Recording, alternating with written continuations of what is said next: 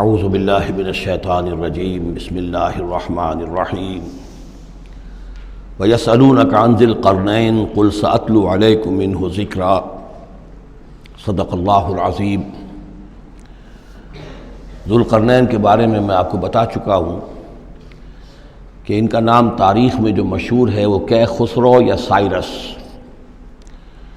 اور انہی سے اصل میں ایران کی عظمت کے دور کا آغاز ہوا تھا۔ چنانچہ تقریباً میں سمجھتا ہوں کہ شاید 25-30 سال پہلے کی بات ہے، جب شہنشاہ ایران اس وقت جب کہ ان کی بادشاہت جو ہے وہ بڑے عروج پر تھی، انہوں نے 2500 سالہ برسی منائی تھی انہی کیخسرو کی، سائرس کی۔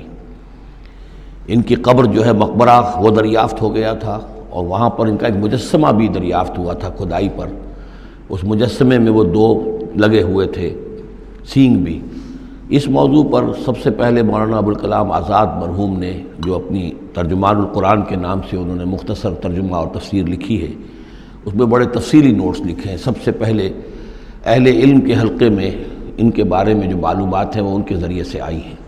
اب یہ تقریباً یونیورسلی ایکسیپٹڈ ہے۔ پھر سوال پیدا ہوتا ہے کہ ان سے کیا دلچسپی یہود کو تھی، تو وہ بھی سمجھ لیجئے کہ نبوکدنضر نے 587 قبل مسیح میں حملہ کیا تھا فلسطین پر، اور نبوکدنضر عراق کا بادشاہ تھا۔ اس مڈل ایسٹ کو ذہن میں رکھیے کہ میڈیٹرینین کے بالکل ساتھ ہے ملک شام، اور شام ہی کا ایک علاقہ فلسطین ہے۔ اس وقت جو ہے یہ فلسطین اور اسرائیل اور شرق اردن اور ویسٹ بینک اور لبنان، یہ سب مل کر جو ملک بنتے ہیں، در حقیقت یہ شام عرب ہے، یہ شام ہے۔ پھر اس کے مشرق میں یہ عراق عرب یا عراق ہے، اور اس کے مشرق میں پھر ایران ہے۔ تو عراق کا بادشاہ تھا جس نے حملہ کیا تھا یروشلم پر، تباہ و برباد کیا، اور ان کو قیدی بنا کر لے گیا۔ کیپٹیویٹی کا دور ان کا تقریباً 150 برس کا ہے۔ لیکن اس عرصے میں ایران میں یہ شخصیت ابھری کیخسرو کی یا سائرس کی۔ اس نے پھر فتوحات کا دائرہ شروع کیا، تو سب سے پہلے عراق کو فتح کیا، بیبیلونیا کو، اور یہاں پر جو یہ اسیر تھے یہودی، ان کو اجازت دے دی کہ تم واپس جاؤ، اپنا یروشلم آزاد کرو، اپنے جا کر آباد کر لو دوبارہ۔ تو گویا کہ یہ محسن ہیں ان کے، ذو القرنین جو ہے ان کے محسن ہیں، جن کی وجہ سے کہ جن کے ذریعے سے اللہ تعالیٰ نے انہیں بیبیلونیا یعنی عراق کی کیپٹیویٹی، جو ان کی اسارت کا دور تھا، اس کو ختم کیا، آزادی ملی، اور پھر یہ واپس آئے۔ حضرت عزیر علیہ السلام کے ساتھ قافلہ آیا ہے، اور وہ تقریباً پھر انہوں نے آ کر یہاں اثر نو اس شہر کو بھی آباد کیا، اور ہیکل جو ہے حضرت سلیمان علیہ السلام کا بنایا ہوا جو وہ عبادت خانہ تھا، اس کو دوبارہ تعمیر کیا۔ اس اعتبار سے ذو القرنین جو ہے وہ ان کی تاریخ میں ایک معروف شخصیت ہے۔ تاریخ سے معلوم ہوتا ہے کہ انہوں نے پھر ایران کی پہلی حکومت کو کنسولیڈیٹ کر کے پارس اور مادہ کو ملا کر ایک سلطنت ایران بنائی۔ پھر ان کی فتوحات کے 3 دائرے ہیں۔ مغرب کی طرف میڈیٹرینین تک پورا علاقہ فتح کر لیا۔ مشرق میں پھر یہ ہمارا جو مکران تک کا علاقہ ہے، یہ سارا کا سارا علاقہ ایران کے ساتھ ہی ملتا ہوا ہے، بلوچستان، مکران، یہ پورا علاقہ انہیں فتح کیا۔ ایک مہم ان کی شمال کی طرف گئی، بحیرہ کیسپین جو ہے، اور ادھر سے جو وہ بلیک سی ہے، بحیرہ اسود، ان دونوں کے درمیان جو پہاڑی سلسلے ہیں، یہ شمال کی طرف جو ہے تیسری مہم گئی۔ جیسے کہ حضرت عمر رضی اللہ تعالیٰ عنہ کے عہد میں بھی 3 لشکر نکلے تھے مسلمانوں کے جزیرہ نما عرب سے۔ ایک لشکر شام سے ہوتا ہوا پھر مصر کی طرف گیا ہے، ایک لشکر عراق سے ہوتا ہوا ایران کی طرف گیا ہے، اور ایک لشکر سیدھا شمال کی طرف گیا ہے، اور کوہ کاف تک جو ہے، جس کو کوکیشیا کہتے ہیں، وہاں تک کی فتوحات حاصل کی مسلمانوں نے۔ تو تقریباً یہی سمجھیے کہ ایک بلو پرنٹ تھا، جو کہ یعنی ہمارے اس دور خلافت راشدہ سے جو سمجھیے کہ لگ بھگ کوئی 2000 سال قبل جو ہے یہ واقعہ پیش آیا ہے، یا بلکہ اس سے کم، کوئی 1500 سال قبل یہ واقعہ پیش آیا ہے، اور یہ ذو القرنین جو ہیں یہ یہاں پر ایک بڑی عظیم سلطنت کے بانی بنے۔ لیکن نیک آدمی تھے، اور معلوم یہ ہوتا ہے کہ یہ اصل میں جو کہانیاں ہیں، یہ ان کے داستانیں ہیں کہ ان کو قتل کیا جانا تھا۔ یہ کہیں شہزادے تھے کسی چھوٹی سی مملکت کے، اور وہاں سے ان کو کسی نے بچایا کسی طریقے سے، اور پھر یہ صحرا میں رہے روپوش، اور وہاں کسی نبی کی تعلیم سے ان کو آشنائی ہوئی ہے۔ ہو سکتا ہے کوئی اسرائیلی نبی ہی کی تعلیم ہو، یہ بھی ہو سکتا ہے کہ زرتشت جو ہیں وہ بھی کوئی اللہ کے نبی ہوں اور ان کی تعلیم ان تک پہنچی ہو، لیکن خود ان کا کردار جو قرآن پیش کر رہا ہے وہ بہت ایک نیک، مومن، صالح ایک بندہ مومن اس کا کردار ہے۔ یہ کردار جو ہے کسی بھی درجے میں 1% بھی جو ہے وہ کسی اور دوسرے فاتح پر یا کسی اور حکمران کے اوپر جنہیں بھی ہم جانتے ہیں تاریخی اعتبار سے ان پر منطبق نہیں ہوتا، یہ انہی کی شخصیت ہے۔ وَيَسْأَلُونَكَ عَنِ ذِي الْقَرْنَيْنِ، اور اے نبی آپ سے پوچھ رہے ہیں ذوالقرنین کے بارے میں، قُلْ سَأَتْلُو عَلَيْكُم مِّنْهُ ذِكْرًا، ان سے کہیے میں عن قریب تمہیں اس کے بارے میں کچھ حالات بتاتا ہوں۔ اِنَّا مَكَّنَّا لَهُ فِي الْأَرْضِ، ہم نے اسے زمین میں بڑا تمکن عطا کیا تھا، غلبہ عطا کیا تھا، وَآتَيْنَاهُ مِن كُلِّ شَيْءٍ سَبَبًا، اور ہم نے اسے ہر طرح کا ساز و سامان، وسائل و ذرائع، تمام اسباب جو ہیں فراہم کر دیے تھے۔ فَأَتْبَعَ سَبَبًا، تو انہوں نے پھر ایک مہم تیار کی، یعنی ایک فتوحات کا دائرہ مغرب کی طرف، حتیٰ اذا بلغ مغرب الشمس، یہاں تک کہ جب وہ سورج کے غروب ہونے کی جگہ تک پہنچ گئے۔ اب یہ پرانے زمانے میں ظاہر بات ہے کہ پورا اس سے زیادہ نقشہ تو لوگوں کو معلوم بھی نہیں تھا، جب میڈیٹرینین کے ساحل پر پہنچ گئے تو معلوم آگے تو سمندر ہے، اور سمندر میں پھر آدمی کو محسوس ہوتا ہے سورج ڈوبتا ہوا۔ اگر آپ ساحل سمندر پر کھڑے ہو کر دیکھیں تو معلوم ہوتا ہے سمندر میں سورج ڈوب رہا ہے، تو یہ گویا کہ مغرب الشمس بن گیا ان کے لیے، وہ یہ سورج کے ڈوبنے کی جگہ۔ حتیٰ اذا بلغ مغرب الشمس، جب وہ پہنچ گئے سورج کے غروب ہونے کی جگہ، وجدہا تغرب فی عین حمیۃ، تو انہوں نے دیکھا اسے ڈوبتے ہوئے، وہ ڈوب رہا ہے ایک بڑے گدلے سے سمندر کے اندر۔ وہ جو وہاں کا سمندر ہے بڑا گدلا سا ہے، یہ ایجین سی وغیرہ جو کہلاتے ہیں، یہ بہت گدلے سے پانی کے ہیں۔ ووجد عندہا قوما، اور وہاں انہوں نے ایک قوم کو پایا مراد یہ کہ اس قوم پر انہیں فتح ہوئی، جنگ ہوئی، انہوں نے ان کو شکست دی، اور وہ قوم گویا کہ اب ان کے رحم و کرم پر ان کی گویا کہ وہ محکوم ہو گئی۔ قلنا یا ذوالقرنین، ہم نے کہا ذوالقرنین سے، اب یا تو یہ کہ یہ شاید نبی ہوں واللہ عالم،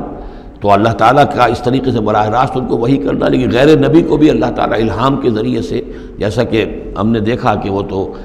شہد کی مکھی کو بھی لفظ وحی آیا ہے، تو یہاں آیا ہم نے کہا اے قرنین، اور یہ بھی ہو سکتا ہے یہ صورتحال کی تعبیر ہو کہ گویا کہ وہ حالات زبان حال سے یہ کہہ رہے تھے۔ قلنا یا ذوالقرنین اما ان تعذب و اما ان تتخذ فیہم حسنا، کہ یا اے ذوالقرنین تمہیں پورا اختیار ہے، چاہو تو یہ جو مفتوح قوم ہے تمہاری اسے تم سزا دو، عذاب دو، ستاؤ انہیں، یا یہ کہ تم ان کے اندر اچھی روش اختیار کرو، ان کے ساتھ حسن سلوک کرو۔ قال، انہوں نے کہا اما من ظلم، جو کوئی ظالم ہے، بے انصاف ہے، ہو سکتا ہے اس سے مراد کفر اور شرک بھی ہو، فسوف نعذبہ ثم یرد الی ربہ فیعذبہ عذابا نکرا، تو اسے تو ہم عذاب دیں گے، سزا دیں گے، اور پھر وہ لوٹایا جائے گا اپنے رب کی طرف، پھر اس کا رب اس کو عذاب دے گا جو اصل عذاب ہے، برا عذاب، سخت عذاب۔ وَأَمَّا مَنْ آمَنَ وَعَمِلَ صَالِحًا، اور جو لوگ ایمان لائیں گے اور یقین کریں گے حقائق پر، اللہ کو مانیں گے، وَعَمِلَ صَالِحًا، اور نیک عمل کریں گے، فَلَهُ جَزَاءً الْحُسْنَىٰ، تو اس کو ہم اچھا بدلہ بھی دیں گے، وَسَنَقُولُ لَهُ مِنْ أَمْرِنَا يُسْرًا، اور اس سے ہم اپنے معاملے میں بھی نرم بات کریں گے، یعنی یہ کہ ان سے ٹیکس اگر لینے ہیں تو نرمی کے ساتھ لیں گے، جو مفتوحہ ممالک کے ساتھ معاملہ ہوتا ہے تو ہم ان کے ساتھ نرمی کا سلوک کریں گے جو ایمان لے آئیں گے۔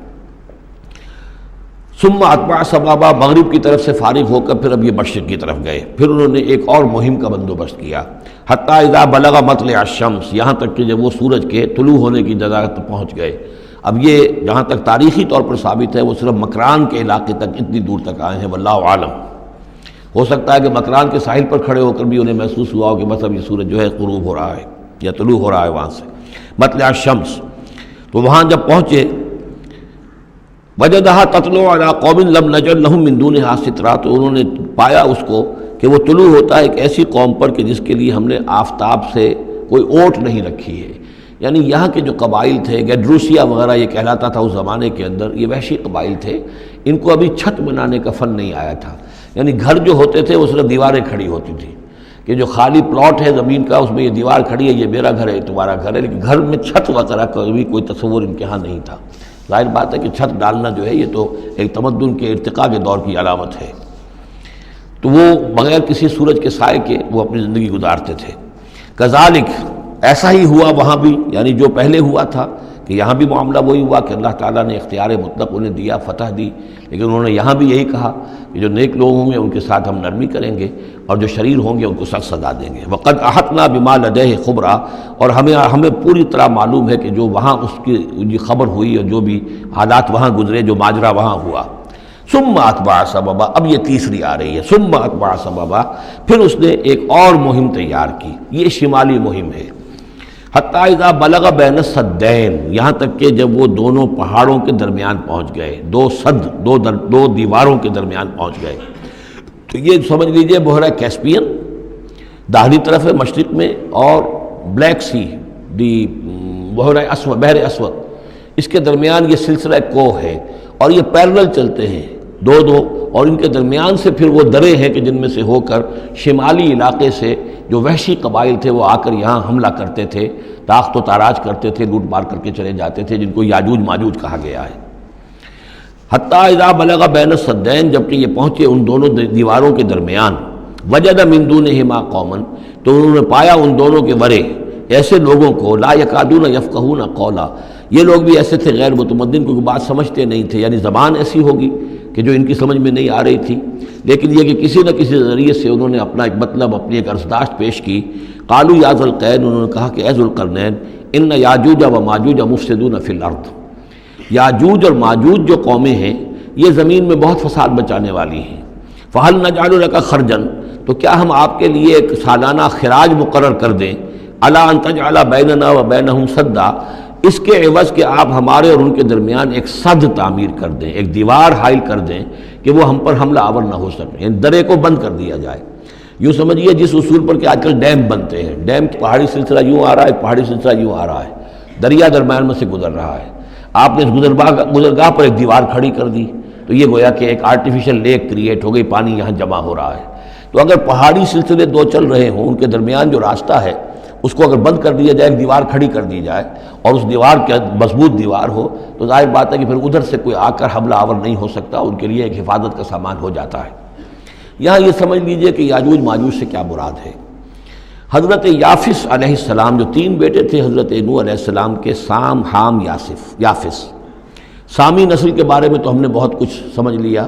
کہ حضرت ابراہیم بھی سامی نسل سے تھے، پھر قوم عاد بھی سام ہی کی نسل کی ایک شاخ تھی، قوم سمود بھی اسی کی شاخ تھی، یہ تمام جو ہے یہ تو سیمیٹک ریسز ہیں۔ حضرت یافس کی اولاد نے یہ سینٹرل ایشین ماؤنٹینز کا جو سلسلہ ہے اس کو کراس کیا اور شمال میں چلے گئے، اور شمال میں جا کر دائیں بائیں پھیل گئے، پھر یہ میدان ہے ٹنڈرے کا میدان اور فلانے میدان اور بڑے بڑے کھلے میدان ہیں، تو گویا کہ ایشیا کو درمیان میں جو سلسلہ کوہ تقسیم کر دیتا ہے، ایک شمالی حصہ ہے، ایک اس کے جنوبی حصہ ہے، یہ شمالی میں چلے گئے اور جا کر پھر پھیلنے میں وہ مشرق کی طرف آئے تو چین اور ہند چینی تک یہ ساری قومیں جو ہے یہ یلو ریسز، یہ انہی کی نسل سے ہیں، اور مغرب میں چلے تو روس، اور روس سے ہو کر روس کے ساتھ ملتا ہوا علاقہ ہے اسکینڈینیوین کنٹریز کے ساتھ، پھر وہاں سے وہ اتر کے، اور یورپ کے بھی جو یہ مغربی ممالک ہیں، اینگلو سیکسنز جو ہیں، یہ بھی در حقیقت اسی سے اسکینڈینیوین کنٹریز سے اترے ہوئے لوگ ہیں۔ تو یوں سمجھ لیجئے کہ ویسٹرن یورپ اور ایسٹرن یورپ کا بھی خاص طور پر شمالی علاقہ، اور پورا یہ روس کا علاقہ، اور پورا صحرائے گوبی، اور پورا چین، اور وہاں تک جو ہے ہند چینی تک، یہ یافس کی نسل ہے۔ یافس کے جن بیٹوں کے نام تورات میں آئے ہیں، کئی نام ہیں، وہ کوئی ایک دو نہیں، ان میں گوگ اینڈ میگوگ بھی ہے، توبال بھی ہے، موسک بھی ہے، موسک ایک شخص کا نام ہے، اور موسکو ہو سکتا ہے کہ اسی نے آباد کیا ہو اور وہیں سے وہ نام بنا ہو۔ توبال اور بالٹک سی جو ہے اس ایریا کے اندر جو ہے بالٹک سٹیٹس، توبال ان کے ایک بیٹے کا نام تھا، یہ تورات کے اندر نام دیے گئے ہیں۔ گوگ اینڈ میگوگ، جاجوج ماجوج، یہ بھی انہی کے بیٹوں کے۔ یہ تمام اقوام جو ہے یہ وحشی ہیں، اور یہ تاخت و تاراج کرنا، لوٹ مار کرنا، یہ ان کا طریقہ ہے، اور ان کا ہے ذکر جو یہاں پر ہو رہا ہے۔ یہ جو سیلاب آیا تھا، کولونیل سیلاب جو ہم پر آیا تھا، جس میں کہ یہ اینگلو سیکسنز تھے، یہ سب کے سب جو ہیں یہ اسی نارڈک ریسز سے ہیں، یہ بھی یاجوج اور ماجوج کی نسل ہیں۔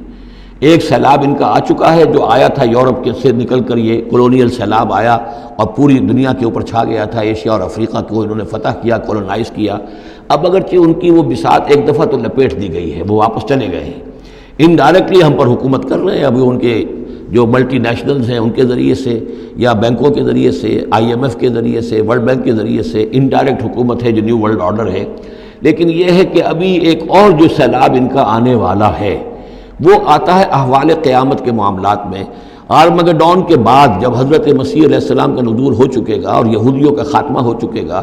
اور پھر یہ کہ تمام جو عیسائی ہیں وہ مسلمان ہو جائیں گے، عیسائیت ختم ہو جائے گی حضرت مسیح علیہ السلام کے آنے کے بعد، اور مسلمان اور عیسائی مل کر ایک ملت بن جائیں گے، سب مسلمان ہوں گے۔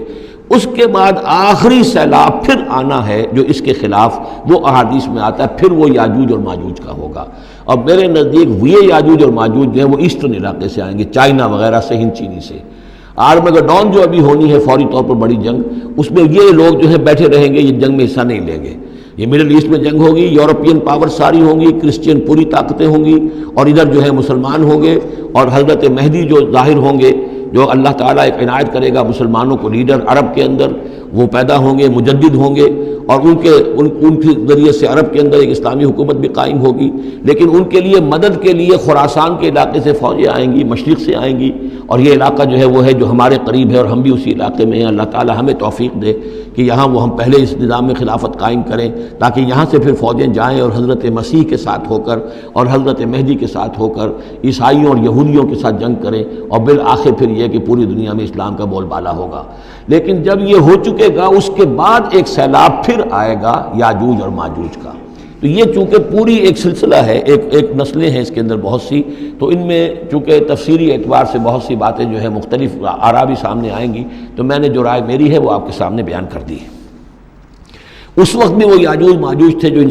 شمالی دروں سے آ کر حملے کرتے تھے۔ قالوا یا ذا القرنین ان یاجوج و ماجوج مفسدون فی الارض، وہ جو میں نے عرض کیا ہے کہ قیامت کے قریب بھی معاملہ ہوگا، یہ سورہ انبیاء کی آیات 97-98 ہے۔ حتی اذا فتحت یاجوج و ماجوج وهم من کل حدب ینسلون واقترب الوعد الحق فاذا هی شاخصۃ ابصار الذین کفروا۔ اب زیادہ دور نہیں، ہم سورہ انبیاء بھی قریب ہی آ رہی ہے، انشاءاللہ وہاں اس کو ہم پڑھیں گے۔ تو دو جگہ قرآن مجید میں یاجوج اور ماجوج کا ذکر ہے، ایک یہ جو قریب قیامت میں ان کا جو ظہور ہونے والا ہے، ایک اس وقت کا معاملہ یہ چھوٹا سا تھا کہ جو ذوالقرنین کے سامنے آیا ہے۔ تو کیا ہم آپ کے لیے ایک سالانہ خراج طے کر دیں تاکہ آپ ہمارے لیے یہاں ایک سد تعمیر کر دیں، ایک بند باندھ دیں یہاں پر؟ قال ما مکنی فیہ ربی خیر۔ اب دیکھیے ان کا کردار، ان کا مجھے جو کچھ میرے رب نے دے رکھا ہے، دولت دے رکھی ہے، مال دے رکھا ہے، وہ بہت بہتر ہے اس سے کہ جو تم مجھے پیش کر رہے ہیں، مجھے خراج کی ضرورت نہیں ہے۔ ہاں تمہاری ایک ضرورت ہے، میں وہ پوری کر دیتا ہوں۔ فاعینونی بقوت، مجھے مین پاور فراہم کرو، باقی ساری سامان جو ہے میں فراہم کر لوں گا، لیکن بہرحال اس کو بنانے کے لیے، دیوار بنانے کے لیے اور دونوں پہاڑوں کے درمیان اتنی بڑی جو سد تعمیر کرنے کے لیے جو مین پاور چاہیے، اعینونی بقوت، تو محنت کے ذریعے سے، مین پاور کے ذریعے سے میری مدد کرو۔ اجعل بینکم و بینہم ردما، میں ان کے اور تمہارے درمیان ایک موٹی دیوار بنا دوں گا۔ آتونی زبر الحدید، لاؤ میرے پاس تختے لوہے کے۔ حتیٰ اذا ساوا بین الصدفین، یہاں تک کہ جب دونوں جو اونچانے تھیں اس کے درمیان کا پورا علاقہ پر ہو گیا، بھر گیا، وہ لوہے کے تختے جو ہیں اس کے اندر بھرے جا رہے ہیں۔ حتیٰ اذا ساوا، برابر کر دیا دونوں پھانکوں تک پہاڑ کی، قال انفخوا، اب ان کا کہ آگ جلاؤ اس کے نیچے، وہ دہکا دی بھٹی جس سے کہ اب وہ لوہا گرم ہوا اور لوہے کی تختے جو ہیں وہ گرم ہو گئے۔ حتیٰ اذا جعلہ نارا، جبکہ وہ سارے کے سارے لوہے کے جو تپ گئے خود اور سرخ ہو گئے۔ قال آتونی افرغ علیہ قطرہ، تو کہا لاؤ میرے پاس پگھلا ہوا تانبا کہ میں اس کے اوپر انڈھیل دوں۔ تو اس طریقے سے گرین فورس کنکریٹ سے بھی 10 گنا سمجھیے مضبوط شے انہوں نے بنا دی کہ اس میں لوہا اور پھر لوہا سیسا یا تانبا پلایا ہوا، تو اس طریقے سے ایک بڑی مضبوط دیوار قائم کر دی۔ اس دیوار کے جو آثار اب بھی موجود ہیں، دیوار تو موجود نہیں ہے، یہ داریال اور دربند کے درمیان یہ کشادہ راستہ ہے اب بھی، یہ ویسٹ کوسٹ جو ہے کیسپین کا، اس کے ساتھ اس کی لمبائی 50 میل اور اس کی اونچائی 29 فٹ اور 10 فٹ چوڑی یہ دیوار تھی جو اس وقت بنی ہے۔ یعنی جس طریقے سے کہ بنتے ہیں بڑے بڑے بند، ان سے بھی بڑی یہ تھی سد تعبیر کی گئی۔ السد العالی کہلاتا ہے اسوان ڈیم جو ہے، جو مصریوں نے بنایا تھا، بہت بڑا ڈیم، السد العالی، اونچی دیوار۔ تو ہمارے ہاں یہ تربیلا اور منگلا یہ سب کیا ہیں، یہ اسی طرح کے ڈیم ہیں کہ پہاڑی سلسلے آ رہے ہیں، دریا جا رہا تھا، وہاں آپ نے دیوار کھڑی کر دی، پانی رک گیا اور وہ جھیل بن گئی۔ فَمَسْتَعُوا أَن يَظْهَرُوهُ، تو انہوں نے کہا کہ اب یہ لوگ نہ تو یہ اس کے اوپر سے آ سکیں گے، اس کو نہ چڑھ سکیں گے، وَمَا اسْتَطَاعُوا لَهُ نَقْبًا، نہ اس میں کوئی سوراخ لگا سکیں گے، نقب لگا سکیں گے۔ قَالَ هَذَا رَحْمَةٌ مِّن رَّبِّي، یہ سب اتنا بڑا کارنامہ کر کے بھی انہوں نے کہا یہ سب رحمت ہے میرے رب کی طرف سے، میرا کوئی کمال نہیں، یہ سب اللہ کی طرف سے ہے۔ فَإِذَا جَاءَ وَعْدُ رَبِّي، اور جب میرے رب کا وعدہ آئے گا، جَعَلَهُ دَكَّاءَ، وہ اس پوری دیوار کو جو ہے ریزہ ریزہ کر دے گا، ختم ہو جائے گی دیوار۔ اب وہ دیوار وہاں موجود نہیں ہے، وہ ختم ہو چکی ہے امتداد زمانہ سے، اب اس کے کوئی آثار باقی نہیں رہے، بس آثار معلوم ہو جاتے ہیں کہ یہاں وہ دیوار ہوتی تھی، جس سے یہ میں نے ڈائمنشنز آپ کو دیے ہیں۔ وَكَانَ وَعْدُ رَبِّي حَقًّا، اور میرے رب کا وعدہ جو ہے وہ حق ہے، سچ ہے، پورا ہو کر رہے گا۔ وَتَرَكْنَا بَعْضَهُمْ يَوْمَئِذٍ يَمُوجُ فِي بَعْضٍ، اب جب یہ وقت آئے گا اللہ تعالیٰ کا قیامت کا وقت، تو ہم چھوڑ دیں گے اس روز ان کو، یہ ایک دوسرے میں گتھم گتھا ہو جائیں گے۔ یہ جو کچھ ہونے والا قرب قیامت سے پہلے جس قسم کے لشکر آنے ہیں اور جیسی جنگیں ہونی ہیں، اور یہ جو یاجوج ماجوج جب آئیں گے تو آتا ہے احادیث کے اندر کہ پورے دریا اور پورے سمندر پی جائیں گے، ہر چیز کھا جائیں گے، اور یہ معلوم ہوتا ہے کہ یہ چینیوں کے ہاں تو خاص طور پر سانپ بچھو جو شے ہو، کتا بلی، ہر شے چٹ کر جاتے، کوئی شے نہیں چھوڑتے۔ اور میں سمجھتا ہوں کہ شاید آدم خور بھی ہو یہ کہ کسی وقت میں جب ان کو ضرورت پڑے تو آدمی کو بھی کھا جائیں، جو کتے کو، بلی کو، سانپ کو، بچھو کو، ہر چیز کو کھا جاتے۔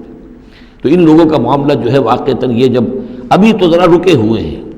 کنٹینڈ ہے ایک طرح سے، لیکن ایک وقت میں ان کا بند کھلے گا، اور چونکہ پھر یہ جو ہے تمام چاروں طرف ان کے پہاڑ ہیں، ہر پہاڑ کی اونچائی پر سے من کل حدب ینسلون نیچے اترتے ہوئے نظر آئیں گے۔ اور یہ نقشہ بعین ہی اسی طرح اخبارات میں آیا تھا جب 62 میں وار ہوئی ہے نیفا میں،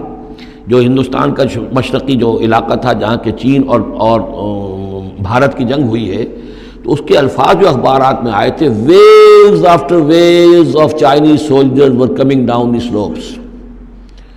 لہروں کی طرح، موجوں کی طرح چلے آئے۔ ان کے تو اتنے آدمی ہیں، ان کا تو کہنا یہ ہے کہ تم سب کے سب ہلاک ہو جاؤ گے، ہمیں تم ہلاک نہیں کر سکتے، ہم تو چیونٹیوں کی طرح جو ہے بلوں کے اندر گھس جائیں گے، ایٹمک وارفیئر کے بعد تمہارا تہس نہس ہو جائے گا، ہمارا کچھ نہیں بگڑے گا، ہم پھر نکلیں گے اور پوری دنیا کو فتح کریں گے، وہ یہ کہتے ہیں۔ اور معلوم ہوتا ہے کہ واقعتاً آخری جو بھی اس دنیا کا اللہ تعالیٰ نے جو بھی ایک نظام سوچا ہوا ہے، اس میں جو قیامت سے پہلے کا سب سے بڑا واقعہ پھر یاجوج و ماجوج کا ظہور ہوگا وہ، لیکن یہ کہ اس کا یہ مطلب نہیں ہے کہ جو پہلے ہوا ہے وہ نہیں ہے، اس سے پہلے بھی یاجوج ماجوج اگر آج سے 2500 سال پہلے کا معاملہ بھی ہے تو آج سے چند سو سال پہلے کا بھی ہو سکتا تھا۔ یہ کسی یعنی ایک پورے یوں سمجھیے نسل کا نام ہے۔ وَتَرَكْنَا بَعْضَهُمْ يَوْمَئِذٍ يَمُوجُ فِي بَعْضٍ وَنُفِخَ فِي الصُّورِ، اور پھر سور میں پھونکا جائے گا، فَجَمَعْنَاهُمْ جَمْعًا، اور پھر ہم ان سب کو جمع کر لیں گے۔ وَعَرَضْنَا جَهَنَّمَ يَوْمَئِذٍ لِلْكَافِرِينَ عَرْضًا، اور اس روز ہم جہنم کو سامنے لے آئیں گے کافرین کے سامنے۔ یہ ہے تمہارا انجام، یہ ہے تمہارے لیے جو ہم نے تیار کیا ہے۔ الَّذِينَ كَانَتْ أَعْيُنُهُمْ فِي غِطَاءٍ عَنْ ذِكْرِي، وہ لوگ کہ جن کی نگاہیں ہمارے ذکر سے کوری ہو چکی تھیں، پردہ پڑا ہوا تھا ان پر، ہم یاد نہیں تھے، بس دنیا سامنے تھی۔ مسبب الاسباب کو بھول گئے تھے، اسباب پر سارا بھروسہ تھا، مادی اسباب و وسائل، مادی نعمتیں، مادی مال و اسباب، مادی چیزیں جو ہیں، یہی کی چمک دمک، یہی کی رونقیں، یہی کی شان اور شوکت، اسی کے پیچھے پڑے ہوئے تھے۔ وَكَانُوا لَا يَسْتَطِيعُونَ سَمْعًا، اور وہ سماعت سے بھی بہرہ مند نہیں رہے تھے، اب سن بھی نہیں سکتے تھے، حیوانوں کا سا سننا سنتے تھے۔ اب یہ آخری رکوع آ گیا ہے سورہ مبارکہ کا، اس میں یہ مضمون ایک اور تیکھے انداز میں آ رہا ہے کہ دنیا کی زندگی میں جب انسان گم ہو جاتا ہے تو در حقیقت یہی سب سے بڑی گمراہی ہے، اور یہی سب سے بڑا کفر ہے، اور یہی سب سے بڑا دجل ہے کہ دنیا نے آپ کو آخرت سے غافل کر دیا، دنیا نے آپ کو اللہ سے غافل کر دیا۔ یہ دنیا اور اس کی چمک دمک سے آپ کے اتنے متاثر ہوئے، گرویدہ ہوئے، اور اس عروس ہزار داماد کے ایسے عاشق ہوئے کہ آپ اللہ کو بھول گئے۔ یہ دجل ہے اصل، دجالیت یہ ہے اصل۔ باقی ایک شخص دجال وہ ایک علیحدہ جگہ ہے اپنی جگہ پر جس کا فتنہ آنا ہے، اور اس کے ضمن میں بھی میں نے عرض کیا تھا کہ میری کچھ تحقیق ہے، لیکن میں ابھی اس کو روک رہا ہوں، مزید اس کی توثیق اگر مجھے ہو گئی تو پھر میں وہ باتیں بیان کروں گا، اس لیے کہ اس مسئلے میں علماء کے مابین کافی شدید اختلاف ہے۔ افحسب الذین کفروا ان یتخذوا عبادی من دونی اولیاء، کیا کافروں نے یہ سمجھا ہے کہ وہ میرے بندوں ہی کو میرے مقابلے میں اپنے حمایتی بنا لیں گے؟ عیسیٰ میرا بندہ ہے، کیا وہ میرے مقابلے میں آ کر تمہاری حمایت کرے گا؟ عبد القادر جیلانی میرے بندے ہیں، کیا وہ میرے مقابلے میں آ کر تمہاری مدد کریں گے؟ کیا تم نے سمجھا میرے بندوں کو وہ میرے مقابلے میں من دونی اپنا حمایتی بنا لیں گے؟ اِنَّا اعْتَدْنَا جَهَنَّمَ لِلْكَافِرِينَ نُزُلًا، ہم نے ایسے کافروں کے لیے جہنم کو بنا رکھا ہے ابتدائی مہمان نوازی کے لیے، ان کی مہمان نوازی ہوگی جہنم میں۔ قل هل ننبئکم بالاخسرین اعمالا، یہ ہے اس صورت کا عمود۔ جو میں نے کہا تھا کہ پہلے رکوع کے اندر انا جعلنا ما علی الارض زینۃ لها لنبلوہم ایہم احسن عملا، یہ سمجھیے کہ ایک کھونٹا تو وہاں گڑا ہوا ہے، دوسرا کھونٹا یہ ہے قل هل ننبئکم بالاخسرین اعمالا، کہیے ان سے کیا ہم تمہیں بتائیں اپنے عمل، اپنی محنت، اپنی جد و جہد، بھاگ دوڑ، اپنی سعی جو ہے اس کے اعتبار سے سب سے زیادہ گھاٹے میں کون ہے؟ محنت تو ہر ایک کر رہا ہے، جیسے کہ حضور نے فرمایا کلو نفس یغدو فبائع نفسہ، ہر انسان صبح ہوتی ہے تو اس کے بعد سے اپنے آپ کو بیچنا شروع کر دیتا ہے، اپنا وقت بیچ رہا ہے، اپنی صلاحیت بیچ رہا ہے، اپنی انرجی بیچ رہا ہے، اپنی اور ذہانت بیچ رہا ہے، شام تک بیچتا رہتا ہے اپنے آپ کو، کچھ کما کر لاتا ہے، بیچ کر اپنے آپ کو کچھ لے کر آتا ہے۔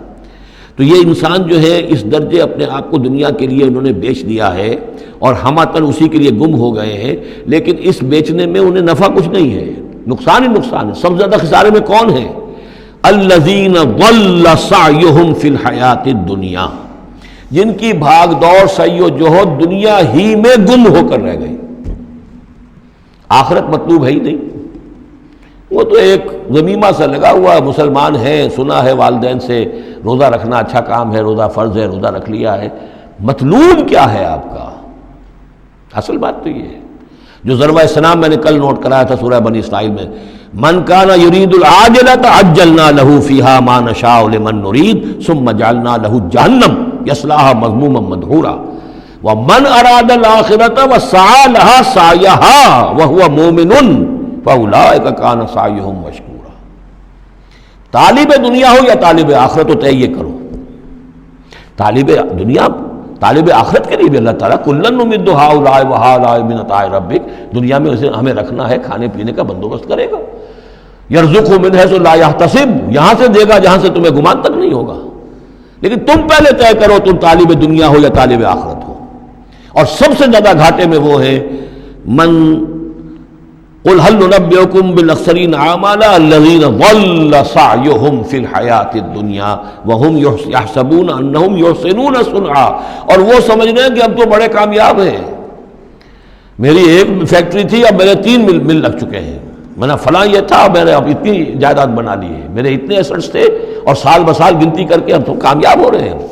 وہ سمجھتے ہیں کہ ہم کامیاب ہیں، ہماری محنتیں برابر ہو رہی ہیں، ہماری یہ دن رات کی کوشش جو ہے وہ نتیجہ خیز ہو رہی ہے۔ اولئک الذین کفروا بآیات ربہم، یہ وہ لوگ ہیں جنہوں نے اپنے رب کی آیات کا انکار کیا، چاہے کہتے ہو کہ ہم اللہ کو مانتے ہیں، قرآن کو مانتے ہیں، لیکن حقیقتاً اگر طالب دنیا ہے تو گویا کہ وہ اللہ کی آیات کا انکار کر رہا ہے۔ اللہ تو کہتا ہے اصل زندگی وہ ہے، وَإِنَّ دَارَ الْآخِرَةَ لَهِيَ الْحَيَوَانُ، تم اصل زندگی اس کو سمجھے بیٹھے ہو، تو تم نے کہا اللہ کی بات کی تصدیق کی، تم نے تو اللہ کی بات کو جھٹلایا ہے۔ اولئک الذین کفروا بآیات ربہم ولقائہ فحبطت اعمالہم، یہ جو جھوٹی پھوٹی کوئی نیکیاں کرتے ہو اپنے دل کی تسلی کے لیے، جھوٹے تسلی دینے کے لیے، کوئی مسلی کھلا دیے، کوئی غریبوں کا کام ہو گیا، کوئی کسی کے لیے، یہ نیکیاں ہمارے ہاں قطعاً ان کی کوئی حیثیت نہیں، ان کے سارے اعمال اس قسم کی نیکیاں حبط ہو جائیں گی۔ فلا نقیم لہم یوم القیامت وزنا، تو اس دن ہم ان کے لیے قیامت کے دن جو ہے کوئی ان کا وزن قرار نہیں دیں گے، یا ان کے اعمال کو تولیں گے ہی نہیں۔ اعمال تو ان کے تولیں گے جن میں ایمان ہو، جن میں ایمان ہی نہیں ان کا اعمال کیا تلنا ہے۔ فلا نقیم لہم یوم القیامت وزنا۔ اب یہ ہے 2 مقامات جو میں نے کہا ہے کہ ایک کھوٹا وہاں ایک کھوٹا یہاں،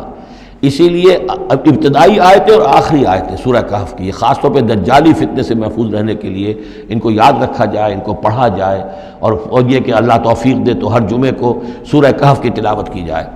درمیان میں پھر میں نے بتایا تھا زینت کا لفظ آیا، ترید و زینت الحیات الدنیا، کچھ اور آگے چل کر المال والبنون زینت الحیات الدنیا، تو یہ زینت دنیا، زیبائش اور آرائش، اور یہ تمہیں اپنے اندر گم کر لیتی ہے، تمہیں نہ خدا کی ہوش ہے نہ آخرت کی ہوش ہے۔ ذالک جزاؤہم جہنم، یہ وہ لوگ ہیں کہ جن کا بدلہ جہنم ہے، بما کفروا، بسبب اس کے کہ انہوں نے کفر کیا، واتخذوا آیاتی ورسلی ہزوا، اور انہوں نے میری آیات اور میرے رسولوں کو ٹھٹھا سمجھ لیا۔ رسول آ کر یہ کہہ رہے ہیں کہ اصل زندگی وہ ہے، یہ سمجھتے نہیں یہ ہے، مان لیا ہوگی آخرت، چلو دیکھا جائے گا، کچھ نہ کچھ تو ہے نا، کچھ نیکیاں بھی ہم نے کر رکھی ہیں اور کچھ بہرحال ہمارے بچانے والے بھی ہیں، ہم سب بھی جو ہیں آخر حضور نے شفاعت ہماری کر ہی دینی ہے، جیسے یہودی کہتے تھے کہ ہم تو یہودی ہیں تو ہم تو اللہ کے بیٹوں کے مانند ہیں، چہیتے ہیں، لاڈلے ہیں۔ اب وہ آخری حصہ ان الذین آمنوا، جب ان کفار کی کیفیت یہ ہے، اور کفار سے مراد یہاں پر وہ منکر نہیں ہے، وہ کفار ہیں جو حقیقت کے اعتبار سے طالب دنیا بن گیا، چاہے اس نے لیبل اسلام کا لگا رکھا ہو، مسلمانوں کا وہ بہت بڑا لیڈر ہو، قائد ہو، کچھ بھی ہو، جو طالب دنیا ہے فی الواقع وہ ہے در حقیقت کی جو اصل کافر ہے، جس کو کہ ایک بزرگ کا قول جو ہے بہت عرصے بعد آج مجھے یاد آیا ہے کہ جو دم غافل سو دم کافر۔ اسی طرح جو شخص طالب دنیا ہے حقیقت میں وہ کافر ہے۔ قانوناً وہ مسلمان ہوگا، مسلمان ہو، مسلمانوں کا لیڈر ہو، وہ پیر ہو، وہ کوئی بڑا عالم ہو، کچھ بھی ہو، لیکن طالب دنیا، اصل طالب دنیا کا ہے یا آخرت کا، یہ طے کرنے والی بات ہے۔ ان الذین آمنوا وعملوا الصالحات کانت لہم جنات الفردوس نزلا، اس کے برعکس وہ لوگ جو ایمان لائے، جنہوں نے نیک عمل کیے، ایمان کے سارے تقاضوں کو بھرپور طور پہ ادا کیا، یہ وہ لوگ ہوں گے جن کے لیے ٹھنڈی چھاؤں والے باغات ہوں گے، ان کے وہاں پر مہمان نوازی نزل ہوگی، نزل ابتدائی، بڑی اونچی جو ہے اس کائنات کے اندر گیلیکسیز ہیں، کہاں کہاں پہ جنتیں ملیں گی، اہل جنت کو اس کا آپ تصور بھی نہیں کر سکتے۔ اس میں تو یہاں تک آتا ہے کہ ایک اوپر کے درجے والے کو نیچے درجے والا جنتی ایسے دیکھے گا جیسے تم زمین پر بیٹھ کے ستاروں کو دیکھتے ہو۔ یہ پوری کائنات آخر کس لیے بنائی ہوئی ہے اللہ نے؟ کتنے اور سیارے ہیں اور کتنی اور جگہیں ہوں گی، کہاں کہاں اللہ تعالیٰ جو ہے جنتیں دے گا، لیکن پہلی نزول جو ہے یہی ہونا ہے، اسی زمین پر، قصہ زمین برسر زمین۔ خالدین فیہا، اس میں وہ ہمیشہ ہمیش رہیں گے، لا یبغون عنہا حولا، اور ان کے لیے، اور پھر وہ نہیں چاہیں گے کہ اس سے ان کو کہیں اور بھیج دیا جائے، یعنی یہ کہ جنت ایسی جگہ نہیں ہے جہاں جی اکتا جائے۔ آپ دنیا میں تو اچھی سے اچھی جگہ کا تصور کریں، مستقل رہنا پڑے گا طبیعت اکتا جائے گی۔ کشمیر میں جو رہتے ہیں ان سے پوچھئے کہ کیا وہاں خوبصورتی انہیں تو نظر نہیں آتی، سوئٹزرلینڈ والوں سے پوچھئے کہ یہاں کی بہت خوبصورتی ہے، انہیں تو کہیں نظر نہیں آتی، ان کے لیے تو مصیبت ہی مصیبت ہے، ہر وقت برف کے طوفان ہیں اور یہ ہے اور وہ ہے، لیکن یہ کہ ہمارے لیے تصور اور ہے۔ بدترین جگہ بھی دنیا کے اندر جو ہے وہ ایسی ہے کہ جہاں تھوڑی دیر کے لیے آدمی جائے گا تو وہاں اسے کچھ چینج کی وجہ سے کچھ ریکریشن ہو جائے گی، لیکن زیادہ دیر ٹھہرنا پڑے گا تو مصیبت ہو جائے گی۔ اور بہترین جگہ بھی وہ ہے کہ جہاں مستقل رہنا پڑا تو پھر یہ کہ وہ اس کے لیے بور ہو جائے گا وہ، لیکن جنت ایسی جگہ ہے کہ وہاں سے پھر آدمی کہیں ٹلنا نہیں چاہے گا۔ دو آخری وہ آیات، اب یہ پھر توحید کے دو بہت بڑے خزانے۔ قل لو کان البحر مدادا لکلمات ربی لنفد البحر قبل ان تنفد کلمات ربی ولو جئنا بمثلہ مددا۔ سورہ بنی اسرائیل کی آیت میں اللہ کے اسماء کا ذکر تھا، وَلِدُ اللَّهَ عَبِدُ الرحمن اَيَّمَّا تَدْعُوا فَلَهُ الْأَسْمَاءُ الْحُسْنَى۔ یہاں اللہ کے کلمات کا ذکر ہے، اور کلمات سے مراد کیا ہے؟ اللہ کی ہر شے جو اس نے پیدا کی ہے اس کے ایک کلمہ کن کا ظہور ہے، کل مخلوقات اس کے کلمات ہیں۔ تو کیا کوئی انسان ہے جو اللہ کی جملہ مخلوقات کا احاطہ کر سکے؟ اگر زمین کا پورا سمندر جو ہے وہ سیاہی بن جائے اپنے رب کے کلمات کو لکھنے کے لیے، سمندر ختم ہو جائے گا لیکن اللہ کے کلمات ختم نہیں ہوں گے، چاہے اتنی ہی اور بھی اس کے لیے سمندر لے آئیں سیاہی بنا کر۔ ایک اور جگہ بھی مضمون یہ آیا ہے کہ تمام زمین کے جتنے بھی درخت ہیں وہ قلم بنا لیے جائیں، اور جتنے سمندر ہیں اور ان کو 7 گنا سمندر بنا دیا جائے، اور وہ تمام قلم جو ہے لکھنے لگے، اللہ کے کلمات کو نہیں لکھ سکتے۔ وہ سمندر ختم ہو جائیں گے، سیاہی ختم ہو جائے گی، اقلام ختم ہو جائیں گے۔ وَلَوْ أَنَّ مَا فِي الْأَرْضِ شَجَرٌ وَأَقْلَامٌ، یہ الفاظ آئیں گے انشاءاللہ تعالی۔ قُلْ لَوْ كَانَ الْبَحْرُ مِدَادًا لِكَلِمَاتِ رَبِّي لَنَفِدَ الْبَحْرُ قَبْلَ أَن تَنفَدَ كَلِمَاتُ رَبِّي وَلَوْ جِئْنَا بِمِثْلِهِ مَدَدًا۔ اور آخری آیت وہاں اللہ تعالیٰ کی شان، قُلِ الْحَمْدُ لِلَّهِ الَّذِي لَمْ يَتَّخِذْ وَلَدًا وَلَمْ يَكُن لَّهُ شَرِيكٌ فِي الْمُلْكِ وَلَمْ يَكُن لَّهُ وَلِيٌّ مِّنَ الذُّلِّ وَكَبِّرْهُ تَكْبِيرًا۔ اب شکل کیا ہوتی ہے شرک میں؟ یا تو اللہ کو اوپر سے اتار کر نیچے لے آتے ہیں، انسانوں کی صف میں، مخلوقات کی صف میں کھڑا کر دیا، یا انسانوں میں سے کسی کو اٹھا کر اور خدا کے برابر کر دیا۔ وہاں اس کی نفی ہے، اللہ کا بلند مقام۔ یہاں انسانوں کو کہیں خدا کے برابر شریک نہ کر دو، تو یہاں فرمایا قل انما انا بشر مثلکم، اے نبی کہہ دیجئے میں بھی تمہاری طرح کا ایک انسان ہوں۔ یوحی الی انما الہکم الہ واحد، مجھ پر وحی کی جا رہی ہے کہ تمہارا الہ ایک الہ ہے، اکیلا ہے۔ فمن کان یرجو لقاء ربہ، تو دیکھو جو کوئی بھی اپنے رب سے ملاقات کا امیدوار ہو، فلیعمل عملا صالحا، اس سے عمل کرنے چاہیے نیک، ولا یشرک بعبادت ربہ احدا، اور اپنے رب کی عبادت میں کسی کو شریک نہیں کرنا چاہیے۔ عبادت خالص اللہ کی ہو، توحید عملی، لا تعبدوا الا ایاہ، قضى ربک الا تعبدوا الا ایاہ وبالوالدین احسانا۔ یہ کہ جیسے حضرت مسیح کو خدا بنا دیا یا فرشتوں کو خدا کی بیٹیاں بنا دیا، یا جیسے ہمارے ہاں بھی میں نے آپ کو وہ شعر سنایا تھا، وہی جو مستوی عرش تھا خدا ہو کر اتر پڑا وہ مدینے میں مصطفیٰ ہو کر، اب محمد الرسول اللہ صلی اللہ علیہ وسلم کو خدا بنا دیا، یا یہ کہ حضرت علی کو خدا بنا دیا۔ ہر چند علی کی ذات نہیں ہے خدا کی ذات، لیکن نہیں ہے ذات خدا سے جدا علی۔ اور غالب صاحب کہتے ہیں کہ مشغول حق ہوں بندگی ابو تراب میں جب حضرت ابو تراب حضرت علی کی بندگی کرتا ہوں تو میں گویا کہ در حقیقت اللہ کی بندگی کر رہا ہوں۔ اور یہاں آغا خانیوں میں جو ہے 10 اوتار ہیں حضرت علی، 9 اوتار ہندوؤں کے پہلے تھے، 10ویں اوتار حضرت علی ہیں۔ تو یہی کچھ ہوتا ہے۔ قل انما انا بشر مثلکم یوحی الی انما الہکم الہ واحد فمن کان یرجو لقاء ربہ فلیعمل عملا صالحا ولا یشرک بعبادۃ ربہ احدا۔ اب آئیے سورہ مریم، بسم اللہ الرحمن الرحیم، کاف ہا یا عین صاد، 5 حروف ہیں یہ ایک ہی صورت ہے قرآن مجید میں جس میں 5 حروف آئے ہیں مقطعات جڑواں۔ ایک صورت اور ہے سورہ شورا، اس میں 5 ہیں لیکن 2 علیحدہ لکھے جائیں گے، حامیم، اور ایک آیت بن جائے گی، عین سین قاف، یہ دوسری آیت ہے۔ یہاں یہ ایک ہی آیت اور جڑواں لکھے ہوئے حروف مقطعات 5 ہیں۔ ذکر رحمت ربک عبدہ زکریا، اب یہ وہی ساری چیزیں تقریباً آ رہی ہیں کہ جو ہم سورہ آل عمران میں پڑھ چکے ہیں، اور یہ اس زمانے میں نازل ہوئی جبکہ ابھی ہجرت حبشہ ہونے والی تھی اور مسلمان جا رہے تھے، اور وہاں پر وہ پوزیشن پیش آنے والی تھی کہ یہاں سے جب سفارت گئی ہے مکے کے قریش کے سرداروں کی، اور گئے تھے عمرو بن العاص گئے تھے جو بعد میں ایمان لے آئے، صحابی ہیں، وہ واپس لینے کے لیے کہ یہ ہمارے بگوڑے آ گئے انہیں واپس کیجئے، تو نجاشی کے دربار میں پھر جب مسلمانوں نے اپنی فریاد کی، اپنے حالات بتائے، تو آخری داؤ یہ کھیلا عمرو بن العاص نے کہ آپ ذرا پوچھئے یہ مسیح کے بارے میں کیا کہتے ہیں۔ یہ تو کہتے ہیں وہ تو ایک عام انسان تھا آپ کا جس کو آپ خدا مانتے ہیں۔ تو پھر نجاشی نے پوچھا کہ آپ لوگ کیا کہتے ہیں مسیح کے بارے میں، حضرت مسیح کے، تو پھر یہ آیات پڑھ کر جو ہے حضرت جعفر طیار رضی اللہ تعالیٰ عنہ، جعفر ابن ابی طالب، حضور کے چچا داد بھائی، ابو طالب کے بیٹے، حضرت علی کے بڑے بھائی حضرت جعفر ابی طالب بن ابی طالب، انہوں نے یہ آیات پڑھ کر سنائی۔ تو نجاشی نے کہا، تنکا اٹھایا کہ جو تم نے بیان کیا ہے حقیقت میں مسیح علیہ السلام اس سے ایک تنکا بھر بھی زائد نہیں ہے۔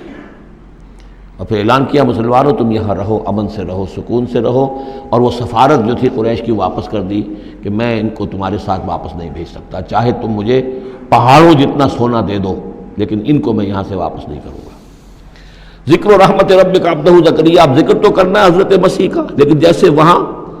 پہلے یہ کہ حضرت یحییٰ کا ذکر بھی ہو جائے کہ ان کی ولادت بھی تو ایک طرح سے معجزانہ تھی، عام حالات کی تو نہیں تھی۔ حضرت زکریا کتنے بوڑھے تھے، اور حضرت ان کی جو اہلیہ تھیں وہ ساری عمر جو ہے مانج رہی تھی، اور بڑھاپے میں اللہ نے بیٹا دیا۔ یہ ذکر ہے آپ کے رب کی رحمت کا جو اس کے بندے زکریا پر ہوئی، علی نبینا علیہ الصلوۃ والسلام، اذ نادى ربہ نداء خفیا، جبکہ انہوں نے پکارا اپنے رب کو، دعا کی چپکے چپکے دل ہی دل میں۔ قال رب انی وہن العظم منی، انہوں نے عرض کیا پروردگار میری ہڈیاں چٹک گئی ہیں، کمزور ہو گئی ہیں، واشتعل الراس شیبا، اور میرا سر جو ہے وہ بھڑک اٹھا ہے سفیدی سے، یعنی سفید ہو گیا ہے بالکل، سیاہ بال کوئی رہے ہی نہیں۔ ولم اکن بدعائک رب شقیا، اور پروردگار کبھی ایسا نہیں ہوا کہ میں نے تجھ سے کوئی دعا مانگی ہو اور میں نامراد رہا ہوں۔ آج بڑی ہمت کر کے میں ایک دعا کر رہا ہوں جو عام حالات کے اعتبار سے تو پھر بڑی غیر معمولی دعا ہے، عام حالات دیکھیں، دنیاوی مسائل کو دیکھیں۔ وَإِنِّي خِفْتُ الْمَوَالِيَ مِن وَرَائِي، اور مجھے اندیشہ ہے اپنے بھائی بندوں سے، رشتہ داروں سے میرے بعد، یعنی یہ کہ اس ہیکل سلیمانی کی خدمت کرنے والا مجھے کوئی مناسب آدمی نظر نہیں آ رہا کہ جو اس میری گدی پر بیٹھ سکے، میرے اس منصب کو سنبھال سکے۔ انی خفت الموالی من ورائی وکانت امراتی عاقرا، اور میری بیوی بانجھ ہے،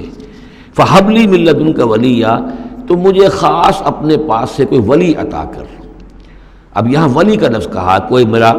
ساتھی ہو، کوئی ایسا ہو کہ جو میری ان چیزوں کا یرثنی و یرث من آل یعقوب، جو میری وراثت جو ہے روحانی وراثت اور دینی وراثت اس کو سنبھال سکے، اور میری کیا ہے یہ آل یعقوب کی وراثت ہے جو حضرت یعقوب علیہ السلام سے چلی آ رہی ہے، اس کا صحیح وارث بن سکے۔ وجعلہ رب رضیہ، اور پروردگار اسے تو بنائیو۔ رضی جو ہے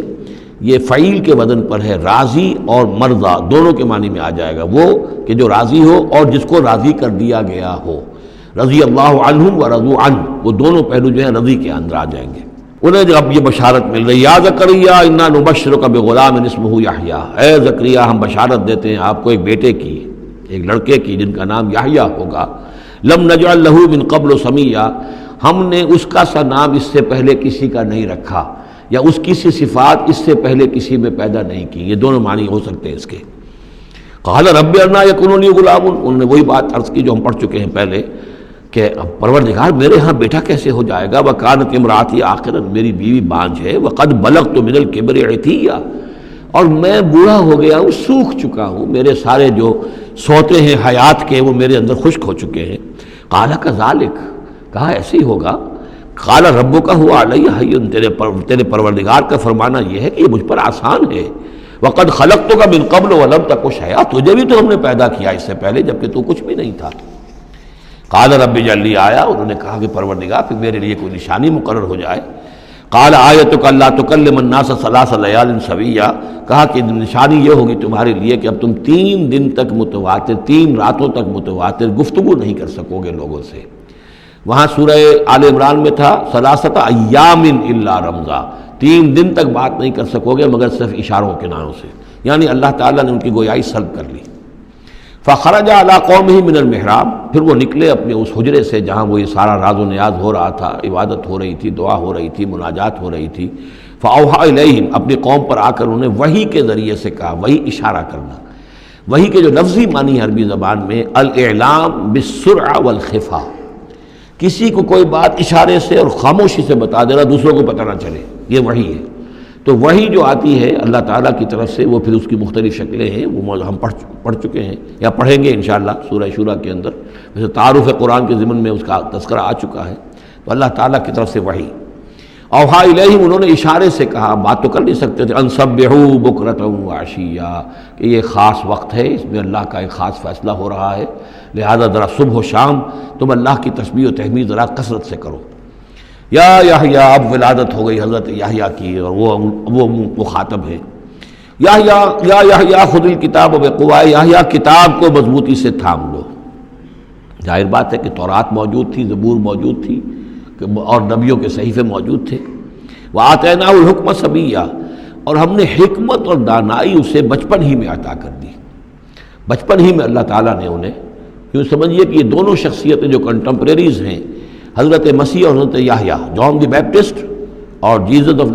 نظرت، یہ دونوں جو ہیں غیر معمولی شخصیتیں ہیں، عام لوگوں کی طرح کے نہیں ہیں۔ انبیاء اور رسل کے اندر بھی ان کی قسم کے اوصاف جو ہیں آپ کو اور نہیں ملیں گے۔ تو فرمایا کہ ان کو بچپن ہی میں ہم نے حکمت عطا کر دی۔ وحنانا من لدنا، اور سوز و گداز، ہم سے محبت، اور محبت بھی سوز و گداز والی، ان کی طبیعت کے اندر رقت، سوز و گداز۔ حنانا من لدنا وزکاہ، اور ہم نے ستھرائی، پاکیزگی، پاکی ان کی گھٹی کے اندر گھول گھول کر ڈال دی۔ وکانا تقیہ، اور بہت ہی متقی تھے۔ وبرم بوالدیہ، اور اپنے والدوں کے ساتھ بہت حسن سلوک کرنے والے، ادب کرنے والے۔ ولم یکن جبارا عصیا، نہ وہ خود سر تھے اور نہ سخت تھے، بلکہ یہ کہ شاید یہ اس قسم کی کوئی باتیں غالباً کہیں انجیل وغیرہ میں آ گئی ہوں گی جس کی نفی کے لیے یہ الفاظ یہاں آ رہے ہیں۔ اس لیے کہ حضرت مسیح کے بارے میں تو انجیل میں کچھ الفاظ ہیں کہ حضرت مریم کو انہوں نے استحقار کے ساتھ خطاب کیا، وہ عورت، اس طرح کے الفاظ۔ تو قرآن نے کہا کہ نہیں، وہ ایسا نہیں تھا، وہ اپنی والدہ کے ساتھ اس طرح کی جو ہے گستاخی کے ساتھ پیش آنے والا نہیں تھا۔ شاید ایسی کوئی بات تو میرے ذہن میں نہیں ہے۔ وَسَلَامٌ عَلَيْهِ يَوْمَ وُلِدَ، اور سلام اس پر جس دن کہ اس کی ولادت ہوئی، وَيَوْمَ يَمُوتُ، اور جس دن کہ وہ مرے، وَيَوْمَ يُبْعَثُ حَيًّا، اور جس دن کہ وہ اٹھایا جائے دوبارہ زندہ کر کے۔ اب یہ تو قصہ ہو گیا حضرت زکریا اور حضرت یحییٰ کا۔ وَاذْكُرْ فِي الْكِتَابِ مریم، اب ذکر کیجئے اس کتاب میں، قرآن میں، مریم کا، سلام علیہا اذ انتبذت من اہلہا مکانا شرقیہ، جبکہ انہوں نے اپنے آپ کو اپنے لوگوں سے ایک شرقی گوشے کے اندر مقید کر لیا۔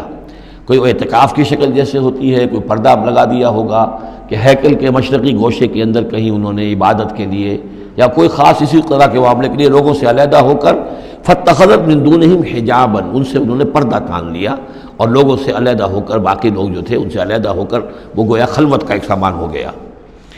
فارسلنا الیہا روحنا، تو ہم نے اس کی طرف اپنے ایک فرشتے کو بھیج دیا۔ روح فرشتہ، پھر دیکھیے نوٹ کر لیجیے، فرشتہ بھی روح، وحی بھی روح، اور قرآن بھی روح، اور روح انسانی بھی روح۔ فارسلنا الیہا روحنا فتمثل لہا بشرا سویا، تو اس نے صورت اختیار کر لی ان کے سامنے ایک مکمل انسان کی۔ قالت انی اعوذ بالرحمن منک ان کنت تقیا، اب حضرت مریم سلام علیہا ایک دم دہشت زدہ ہو گئی، میں اللہ کی پناہ طلب پکڑتی ہوں تم سے، اگر تو واقعی کوئی تقی ہے، وہ نیک آدمی ہے، یعنی اس میری خلوت میں، میری علیحدگی کے اندر اس طرح اچانک تمہارا آ جانا کوئی برا ارادہ تو نہیں ہے، کوئی نیت تمہاری خراب تو نہیں ہے۔ انی اعوذ بالرحمن منک، میں پناہ پکڑتی ہوں رحمان کی تم سے، ان کنت تقیہ، اور اس میں اپیل بھی ہے اگر تم متقی ہو اور اللہ کے ڈرنے والے ہو تو کسی غلط قسم کا ارادہ نہ کرنا۔ قال انما انا رسول ربک، انہوں نے کہا نہیں، میں انسان نہیں ہوں، میں تو آپ کے رب کی طرف سے بھیجا ہوا فرشتہ ہوں۔ لأہب لک غلاما زکیہ، اللہ تعالیٰ نے مجھے بھیجا ہے کہ آپ کے لیے ایک بہت ہی پاک اولاد جو ہے وہ میں آپ کو عطا کروں آپ کے لیے۔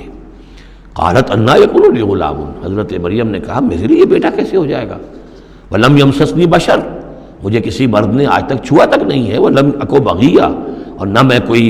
آبرو باختہ عورت ہوں، میں کوئی اس طرح کی آوارہ عورت نہیں ہوں، نہ کسی مرد سے میرا کوئی معاملہ ہوا ہے۔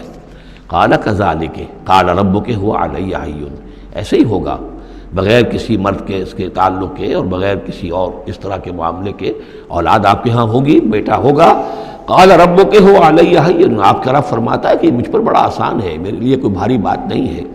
وَلِنَجْعَلَهُ آیَةً لِلنَّاسِ، اور اس کو تو ہم بنانا چاہتے ہیں لوگوں کے لیے ایک نشانی۔ حضرت عیسیٰ کی ولادت معجزانہ، رفع سماوی معجزانہ،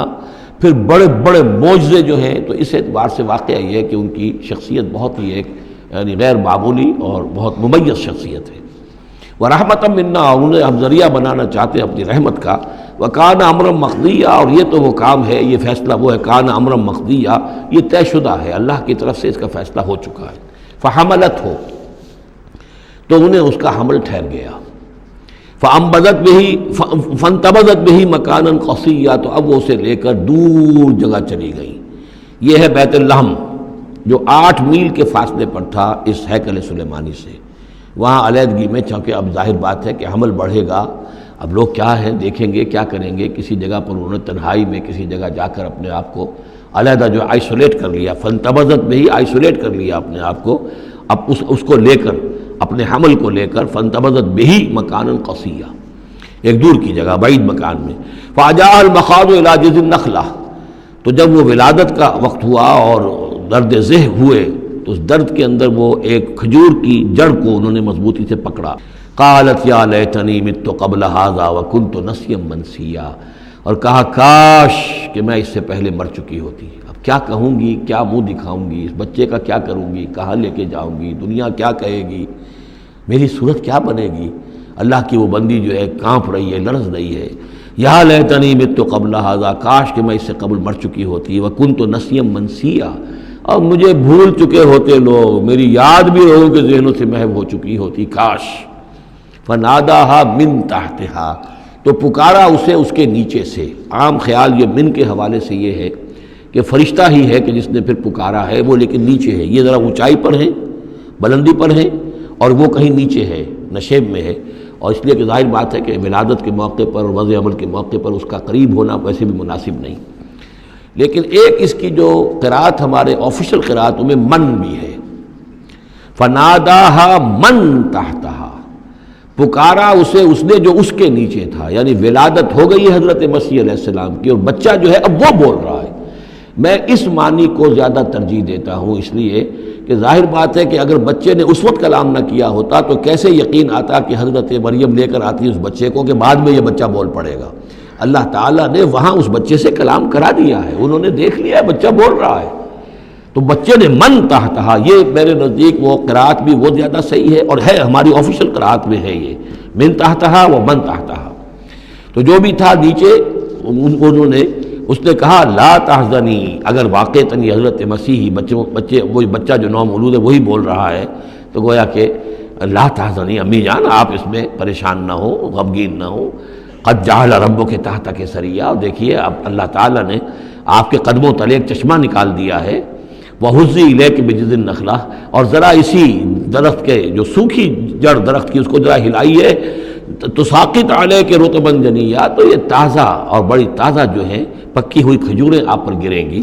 فکلی واشربی۔ اب یہ سارا معجزہ وہ دیکھ رہی ہے، تب جرت ہوئی ہے انہیں بچے کو لے کر آنے کی کہ وہ بچہ بول بھی گیا ہے، اور اسی سوکھی ہوئی وہ کھجور کے جو ہے تنے میں سے کھجوریں جو ہے پکی ہوئی اور بڑی تازہ جو ہے وہ بھی گر رہی ہے، چشمہ بھی پانی کا نکل آیا ہے۔ فکلی واشربی، تو کھائیے اور پیئے، وقری عینا، اور اپنی آنکھیں ٹھنڈی کیجیے، فاما ترین من البشر احدا، تو پھر اگر آپ دیکھیں کسی انسان کو، کوئی انسان آپ کے سب سے پوچھے، فقولی، تو کہہ دیجئے انی نذرت للرحمن صوما فلن اکلم اليوم انسیا، میں نے تو رحمان کے لیے ایک روزے کی نظر مانی ہوئی تھی، میں نے روزہ رکھا ہوا، میں کسی انسان سے بات نہیں کر سکتی۔ وہاں کے ان کے ہاں روزے کے اندر کھانے پینے پر جو پابندی تھی جو ہمارے ہاں ہوتی ہے وہ بھی تھی، اس کے علاوہ بولنے پر، گفتگو پر بھی پابندی تھی۔ فأتت بہ قومہا تحملہ، اب وہ آ گئی اس کو لے کر اپنی قوم کے پاس، اب ان کا حوصلہ ہے، انہوں نے وہ معجزہ دیکھ لیا ہے، یہ میری رائے ہے، واللہ عالم، عام طور پر اس کا تذکرہ نہیں ہے کہیں، اور یہ کہ من تحتہا میں سمجھا یہی گیا ہے کہ فرشتے ہی نے یہ سب سارا کلام کیا ہے۔ فأتت بہ قومہا تحملہ، وہ اب آئیں اپنی قوم کے پاس اپنے بچے کو لیے ہوئے، قالوا یا مریم لقد جئت شیئا فریا، اب انہوں نے، اے مریم یہ تو تم بڑا طوفان چڑھ لائی ہو، یہ کیا کر لائی ہو، یہ تمہارے ہاں تمہاری گود میں بچہ ہے، یہ کس کا بچہ ہے؟ یا اخت ہارون، اے ہارون کی بہن، ہو سکتا ہے کہ ان کے کوئی بھائی ہو ہارون نامی، اور ہو سکتا ہے کہ چونکہ حضرت ہارون کی نسل سے ہیں یہ، لہذا صرف ان کی طرف ایک نسبت دی ہو کہ تم سوچو کس جد امجد کی تم نسل سے ہو اور تم نے کس قدر یہ گری ہوئی حرکت کی ہے۔ یا اخت ہارون ما کان ابوک امرأ سوء وما کانت امک بغیہ، نہ تو تیرا والد جو ہے وہ کوئی برا انسان تھا اور نہ تیری والدہ جو ہے وہ کوئی بدکار عورت تھی، یہ تم کیا کر لائی ہو؟ فاشارت الیہ، تو حضرت مریم نے اشارہ کر دیا حضرت اس بچے کی طرف، عیسیٰ کی طرف۔ قالوا کیف نکلم من کان فی المہد صبیا، کہ کیسے ہم اس سے بات کریں، اس سے کیا پوچھیں، یہ ہمیں کیا بتائے گا، بچہ ہے پگھوڑے میں یا گود کے اندر۔ قال انی عبد اللہ، اب وہ بچہ بولا، حضرت مسیح نے کہا میں اللہ کا بندہ ہوں، آتانی الکتاب، اللہ نے مجھے کتاب عطا کی ہے، وجعلنی نبیا، اور مجھے نبی بنایا ہے، وجعلنی مبارکا اینما کنت، اور مجھے مبارک بنایا ہے، بابرکت بنایا جہاں کہیں بھی میں ہوں گا، واوصانی بالصلاۃ والزکاۃ ما دمت حیا، اور مجھے تاکید کی ہے اللہ نے زکوٰۃ کی اور نماز کی جب تک میں زندہ رہوں، وبرم بوالدتی، اور میں اپنی والدہ کا فرما بردار ہوں، خدمت گزار ہوں، لم یجعلنی جبارا شقیا، اللہ تعالیٰ نے مجھے زبردست اور سخت تندخو نہیں بنایا ہے، والسلام علیہ، اور سلام ہے مجھ پر یوم ولدت، جس دن کہ مجھے جنا گیا، میری ولادت ہوئی، و یوم اموت، جس دن کہ میں مروں گا، و یوم ابعث حیا، اور جس دن کہ مجھے اٹھایا جائے گا زندہ کر کے۔ ذالک عیسی ابن مریم، یہ ہے عیسیٰ ابن مریم، یہ ہے حقیقت عیسیٰ ابن مریم کی علیہ الصلاۃ والسلام، علیہم الصلاۃ والسلام۔ قول الحق الذی فیہ یمترون، یہ ہے وہ قول حق، قول فیصل 100% درست جس کے بارے میں یہ جھگڑتے ہیں۔ ما کان للہ ان یتخذ من ولد سبحانہ، اللہ کے شان کے شایع نہیں ہے یہ کہ وہ کسی کو اپنا بیٹا بنائے، سبحانہ، وہ پاک ہے اس سے۔ اذا قضى امرا فانما يقول له كن فيكون، جب وہ کسی چیز کا فیصلہ کرتا ہے تو وہ کہتا ہے کہ ہو جا، وہ ہو جاتی ہے۔ یعنی جو باپ کا حصہ تھا ولادت مسیح میں، وہ اللہ تعالیٰ کے ایک حرف کن کے ذریعے سے پورا ہوا، اسی لیے یہ کلمہ ہے، اللہ کلمۃ منہ، اللہ کا خاص کلمہ ہے۔ باقی چیزیں جو ہے انسان کے ہاں جو بھی قانون و قاعدے کے مطابق، جو بھی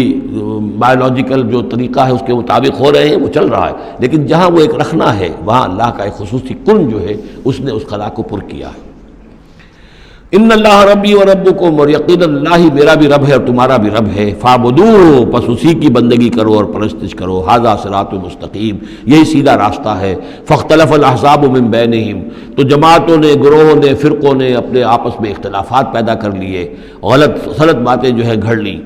فویل للذین کفروا من مشہد یوم عظیم، تو ہلاکت اور بربادی اور تباہی ہے ان کافروں کے لیے اس دن کی پیشی، اس بڑے دن کی پیشی سے۔ اس بڑے دن جب پیش ہو یہ حقیقت کھل جائے گی، حضرت مسیح کی حقیقت بھی واضح ہو جائے گی، تو جو انہوں نے من گھڑت عقیدے بنا لیے تھے، جن لوگوں نے ان عقیدوں پر جان دی ہوگی، ان کے لیے پھر ہلاکت اور بربادی ہوگی۔ اسمع بہی وابصر، اس پیشی کے دن تو ان کی سماعت بھی کیا اچھی ہوگی اور آنکھیں بھی کتنی کھلی ہوں گی، ہر حقائق کو وہ دیکھ رہے ہوں گے، کیا ہی اچھا سن رہے ہوں گے اور کیا ہی اچھا دیکھ رہے ہوں گے۔ یوم یاتوننا، جس دن کہ وہ ہمارے پاس آئیں گے، لیکن الظالمون اليوم فی ضلال مبین، لیکن آج یہ ظالم جو ہے کھلی گمراہی میں مبتلا ہیں۔ وانذرہم یوم الحسرۃ اذ قضی الامر، اور اے نبی ان کو خبردار کر دیجیے اس یوم الحسرت سے، وہ جو یوم قیامت ہے، حسرت کا دن ہے وہ، جس دن کے فیصلے کر دیے جائیں گے۔ وہم فی غفلۃ فہم لا یؤمنون، اور یہ غفلت کے اندر مبتلا ہیں اور ایمان نہیں لائیں گے۔ انا نحن نرث الارض ومن علیہا، ہم ہی یقیناً وارث ہوں گے زمین کے، سب ختم ہو جائیں گے، زمین اور اس کا سب کچھ جو کچھ ہے مال، اس کی وراثت ہمیں منتقل ہو جائے گی۔ وَإِلَيْنَا يُرْجَعُونَ، اور ہماری ہی طرف یہ لوٹائے جائیں گے۔ وَاذْكُرْ فِي الْكِتَابِ ابراہیم، اور ذرا تذکرہ کیجئے اس کتاب میں ابراہیم کا بھی۔ انہ کان صدیقا نبیا، یقیناً وہ صدیق نبی تھے۔ اذ قال لابیہ، یاد کرو جب کہ انہوں نے کہا اپنے والد سے، یا ابت، ابا جان، لما تعبد ما لا يسمع ولا يبصر، کیوں آپ پوچھتے ہیں، بندگی کرتے ہیں ایسی چیزوں کی جو نہ سن سکتے ہیں نہ دیکھ سکتے ہیں، ولا یغنی عنک شیئا، نہ آپ سے کسی چیز کو دور کر سکتے ہیں کہ آپ کے کچھ کام آ سکتے ہیں۔ یا ابت، ابا جان، یہ بہترین مقام ہے قرآن مجید کا کہ کوئی داعی، کوئی مبلغ، کوئی حق کی طرف بلانے والا اپنے بڑے کو، کسی بزرگ کو اگر بلا رہا ہو تو کس انداز میں بلائے گا؟ ظاہر بات ہے کہ اس کا ادب ملحوظ رکھتے ہوئے، یا ابت، یا ابت، ابا جان، ابا جان، اس انداز میں، لٹ مارنے کے انداز میں نہیں۔ یا ابت انی قد جاءنی من العلم ما لم یاتک، ابا جان میرے پاس وہ علم آیا ہے جو آپ کے پاس نہیں آیا تھا، میرے پاس وہی آئی ہے، اللہ نے مجھے حقائق سے واقف کیا ہے۔ فإما یأتینکم منی ھدی، میرے پاس وہ ہدایت آئی ہے، فاتبعنی، پس میری پیروی کیجئے، میرے پیچھے چلیے، میرا کہنا مانیے، اہدک صراطا سویا، میں آپ کو دکھاؤں گا سیدھا راستہ، رہنمائی کروں گا آپ کی سیدھی راستے کی طرف۔ یا ابت، ابا جان، لا تعبد الشیطان، دیکھیے شیطان کی بندگی نہ کیجئے، ان الشیطان کان للرحمن عصیا، یقیناً یہ شیطان جو ہے وہ رحمان کا باغی تھا، نافرمان تھا، اس نے سرکشی کی تھی۔ یا ابت انی اخاف ان یمسک عذاب من الرحمن، ابا جان مجھے بڑا اندیشہ ہے کہ آپ کو رحمان کی طرف سے کوئی عذاب آپ پر نہ آ جائے، آپ پکڑے آپ کو رحمان کی طرف سے کوئی عذاب۔ فتکون للشیطان ولیا، تو پھر آپ شیطان ہی کے ساتھی بن کر رہ جائیں۔ قال راغب انت عن آلہتی یا ابراہیم، کہاں یہ لجاجت ہے، کہاں یہ استدعاء کا انداز ہے، کہاں یہ فرعونی انداز میں کہا ہے باپ نے، اے ابراہیم کیا تم میرے آلہہ سے، میرے معبودوں سے کنارہ کشی کر رہے ہو؟ اراغب انت عن آلہتی یا ابراہیم لئن لم تنتہی، اگر تم باز نہ آئے، لارجمنک، میں تمہیں رجم کر دوں گا، ہلاک کر دوں گا، سنسار کر دوں گا، واہجرنی ملیہ، اور فوراً تو ذرا میری نگاہوں سے دور ہو جاؤ، میں تمہاری اس بات کو برداشت نہیں کر سکتا، فوراً میری نگاہوں سے دور ہو جاؤ، کچھ دیر کے لیے تو میری نگاہوں سے چلے جاؤ۔ قال سلام علیک، انہوں نے کہا سلام، ساستغفر لک ربی، میں اپنے رب سے آپ کے لیے استغفار کرتا رہوں گا، انہ کان بی حفیہ، وہ مجھ پر بڑا مہربان ہے، واعتزلکم وما تدعون من دون اللہ، اور میں کنارہ کشی کرتا ہوں آپ سے بھی اور ان تمام معبودوں کو جن کو آپ پوج رہے ہیں اللہ کے سوا۔ وادعو ربی، میں تو اپنے رب کو پکاروں گا، اسی سے دعا کروں گا، عسیٰ اللہ اکون بدعاء ربی شقیہ، اور مجھے یقین ہے کہ میں اپنے رب کو پکار کر اس سے دعا کر کے نامراد نہیں رہوں گا۔ فلما اعتزلہم، جب ابراہیم نے ان سے کنارہ کشی کر لی، وما یعبدون من دون اللہ، اور ان سب سے بھی کنارہ کشی کر لی جن کو پوج رہے تھے اللہ کے سوا، وہبنا لہ اسحاق و یعقوب، تو ہم نے اسے اسحاق جیسا بیٹا، یعقوب جیسا پوتا عطا کیا، وکلا جعلنا نبیا، اور ان دونوں کو بھی ہم نے نبوت سے سرفراز فرمایا، ووہبنا لہم من رحمتنا، اور ان کو ہم نے خاص اپنی رحمت سے، فضل سے عطا فرمایا، وجعلنا لہم لسان صدق علیہ، اور ان کے لیے ہم نے اعلیٰ تذکرہ اور اعلیٰ شہرت جو ہے دنیا کے اندر باقی رکھی۔ رفعنا لک ذکرک کی طرح حضرت ابراہیم علیہ السلام اور ان کی آل کا بھی دنیا کے اندر بول بالا رہا۔ بارک اللہ لی ولکم فی القرآن العظیم ونفعنی وإیاکم بالآیات والذکر الحکیم۔